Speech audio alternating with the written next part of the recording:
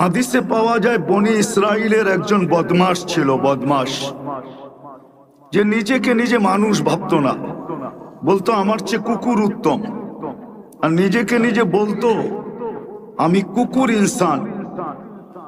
কেননা তার কর্ম এরকম ছিল যে প্রতিদিন সে ব্যভিচারের পিছনে, জিনার পিছনে বর্তমান টাকায় 50 থেকে 60 লক্ষ টাকা খরচ করত।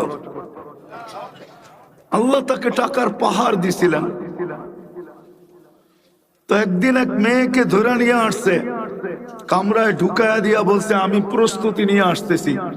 যখন প্রস্তুতি নিয়ে আসছে তো দেখতেছে কোনায় বসা কাঁদতেছে, যারো কাতার কান্না, অজোরে কাঁদতেছে, বলতেছে কাঁদিস কেন? জোর করা তো আনি নাই, টাকা দিয়া নিয়ে আসছি। তো মেয়েটা বলতেছিল শুন কিফিল, তার নাম কিফিল ছিল, কিফিল।